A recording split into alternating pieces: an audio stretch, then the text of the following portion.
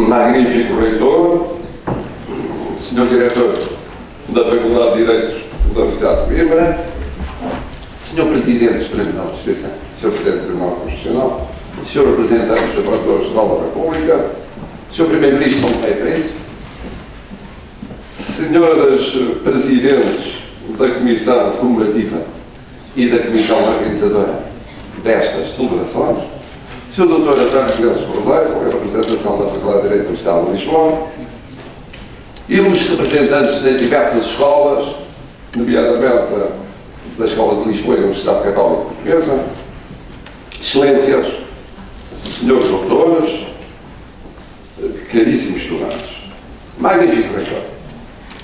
Ao regressar a uma casa que honra a nossa pátria há séculos sem fim, pela primeira vez no desempenho do munus presidencial, agradeço ignorável o prestigiante convite e homenageio com respeito e admiração. Ciência, formação, ética e vida aqui prodigalizadas a um sem número de mestres, discípulos e mais servidores do ideal universitário, e bem assim instituições nacionais e estrangeiras. Senhor diretor, que bom é sempre regressar a esta casa, onde vivi tempos inesquecíveis em longas jornadas de estudo na biblioteca ou em mais ou menos emotivas e participadas jornadas em provas académicas na sala dos capelos ou nestas instalações. Senhor Primeiro-Ministro São Tomé e Príncipe, é uma grande alegria tê-lo aqui connosco hoje, que é um sinal do que significa a lusofonia, a partilha de uma mesma língua, a partilha de laços culturais insolúveis, entre os quais os da cultura jurídica, e também a noção de que se trata não de uma realidade meramente do passado ou do presente, mas de uma realidade virada para o futuro. Jovens estudantes, eu olhava à volta e pensava o que sentia quando era chamado com alguma felicidade pelo que significava da interrupção das aulas a assistir a uma cerimónia destas. Na vossa idade, não as havia muitas. O contexto político tornava pouco propício um tipo de encontro desta natureza. Mas quando elas aconteciam,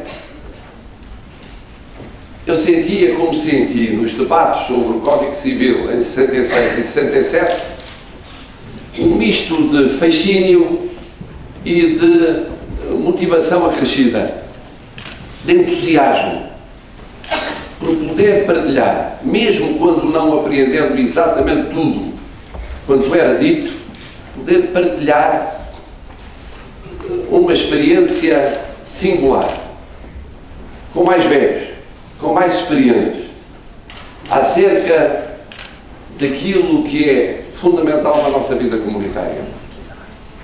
O direito tem um papel crucial na nossa vida comunitária. E todos aqueles que, começando o seu percurso académico, ou avizinhando-se do seu termo, em algum momento contactamos, ou vamos contactar, ou iremos contactar com o direito, descobrimos que através dele se filtra toda a realidade económica, social, cultural e política. A nossa e a dos outros. E por isso, de algum modo, estes momentos ficam na nossa memória. E um dia mais tarde poderão dizer: eu estava presente quando foi celebrado o 50º do Código Civil. Eu estava no início dos meus estudos, eu frequentava um mestrado, eu preparava um doutoramento, pura e simplesmente eu tinha interesse científico na matéria, não mais que não esquecer esse instante. Excelências, senhoras e senhores, nesta alma mater da Universidade em Portugal. Numa ocasião em que serão ouvidos os mais sapientes, que neste Congresso evocarão as gênese e as excelências do Código Civil, cujo meio século celebramos, que mais pode acrescentar o Presidente da República Portuguesa que não seja retornar ao que já evocou, em particular sobre o conteúdo do monumento que nos reúne na sessão solene que abriu as comemorações no venerando Supremo Tribunal de Justiça. Não vai repetir a sua memória da primeira ministra de Direito que teve de estudar ao mesmo tempo o vetusto Código de Seabra e o projeto de código nascente depois entrado em vigor e ser examinado em função de ambos. Ou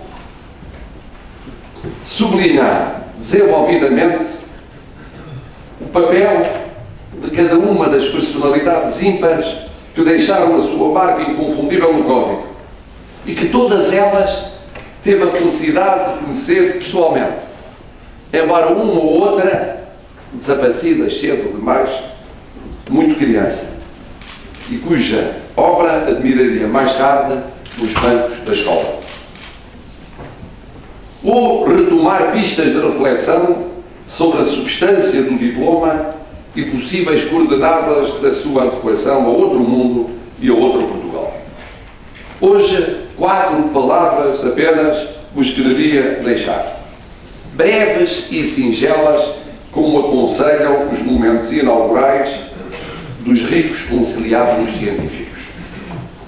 Primeira palavra, o Código Civil que nos rege constituiu um marco notável em tantos domínios precursor, sobretudo tendo em atenção o contexto político vigente. Porquê? Porque demonstrou que a Academia, por natureza, é ou deve ser independente e visionária, não se atendo nunca ao remanso fácil do acomodamento nas convicções ou do conformismo nas atitudes. Aqui o sublinhou o magnífico reitor, 22 anos de elaboração.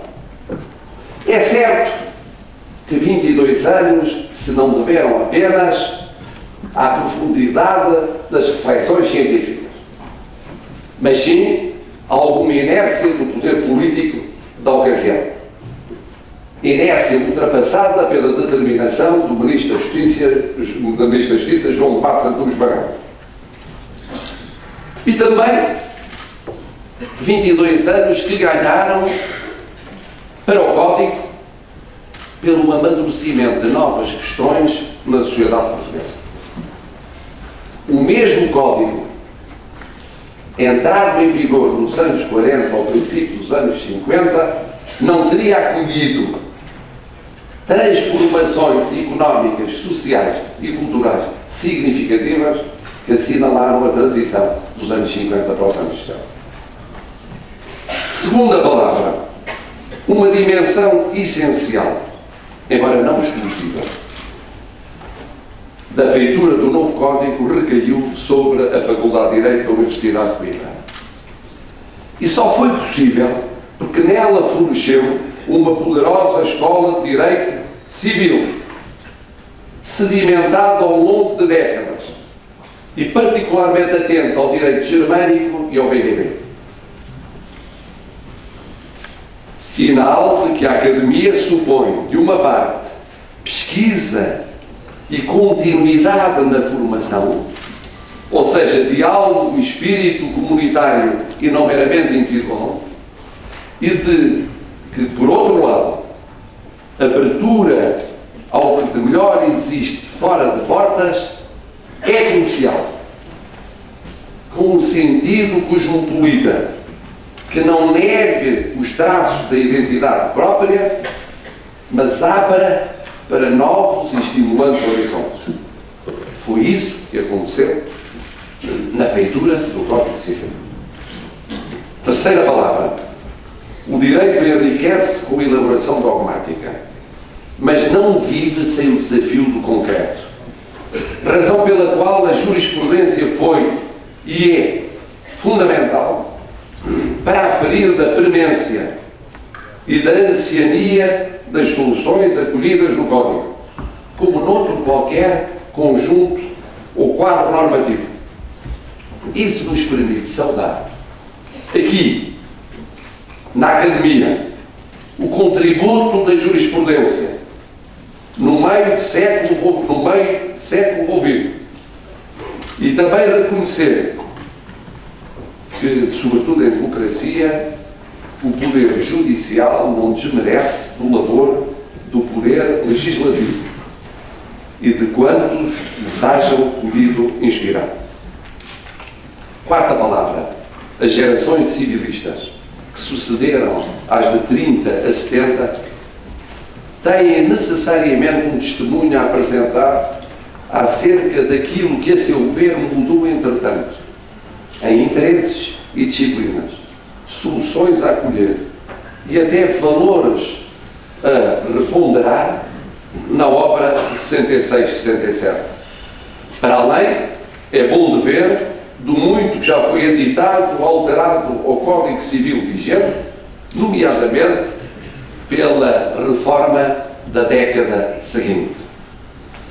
Louvor à inventiva perspectiva da Academia e bem assim à sua abertura ao novo e ao melhor, e ao espírito do trabalho em grupo, humildade dos legisladores, formal e informal perante o direito, na riqueza da sua vocação para lidar com o concreto, convite à sensata reflexão acerca daquilo que permanece e deve permanecer e do que mudou ou está a mudar, quiçá justificando enriquecimentos do Código ora quinquagenário.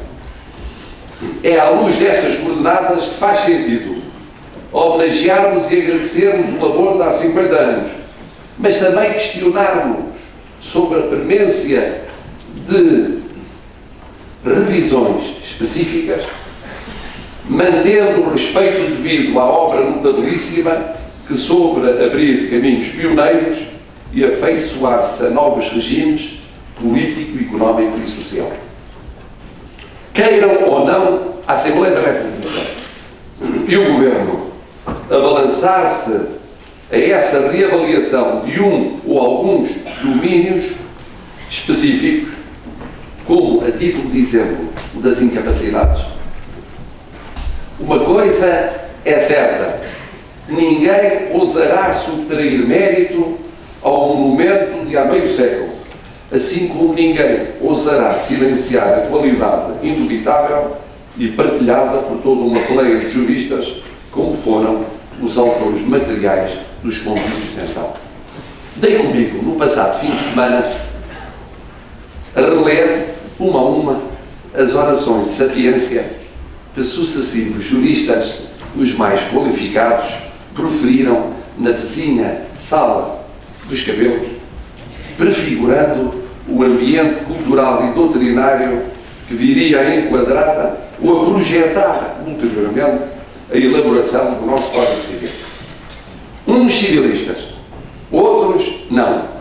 Todos notáveis no seu pensamento ou na sua ação. José Alberto dos Reis, em 1918. Manuel Paulo Moreira, em 1944. Luís Cabral Moncada, em 1949. José Carlos Moreira, em 1957. José Joaquim Teixeira Ribeiro, em 1965. António Ferreira Correia, em 1982. Mário Júlio Almeida Costa, em 1988. Orlando Carvalho, em 1996. Jorge Figueiredo Dias, em 2005. E, se me permita, com natural relevo pela matéria, pelo tempo e pelo protagonismo, Manuel de Andrade, em 1953, e Fernando Pires de Lima, em 1961. Este último, já citado, dedicou precisamente a sua oração de sapiência ao Código nascente, justificando-o, apontando as suas raízes, acentuando a sua função social anti-individualista, respondendo desenvolvidamente no estilo que nós que o conhecemos. Podemos apreciar, uma a uma, as reticências de substância, de método e até de redação então suscitadas. Ao terminar esse riquíssimo percurso feito de atenta e deliciada leitura, mais evidente se perfilou no meu espírito a riqueza de uma verdadeira linhagem de pensamento e de construção dogmática. E é esse cumprimento que vos quis, por igual, trazer hoje. Cumprimento de Coimbra e à sua excepcional Faculdade de Direito. À Coimbra de todos os citados, tal como de Guilherme Moreira e, sobretudo, de Adriano Vaz Serra e de João de Matos Antunes Varela.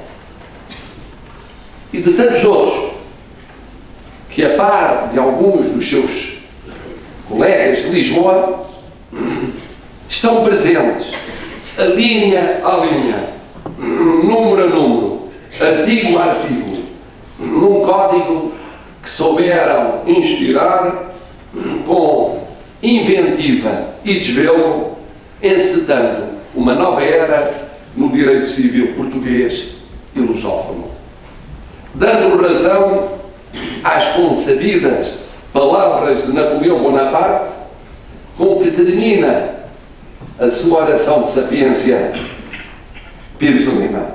Cito: a minha glória não é de ter ganho 40 batalhas. O que ninguém destruirá, o que viverá eternamente é o meu Código Civil. Presentes se encontram, por conseguinte, no nosso espírito, todos quantos deram alma ao Código celebrado. Tal como os sentimos presentes nestas paredes que testemunharam tantos passos das suas inovidáveis carreiras. Com um respeito feito de grande, enorme gratidão e emocionada reverência, a todos o Presidente da República Portuguesa saúda, bem como saúda a sua e nossa Universidade, em nome de Portugal. Muito obrigado.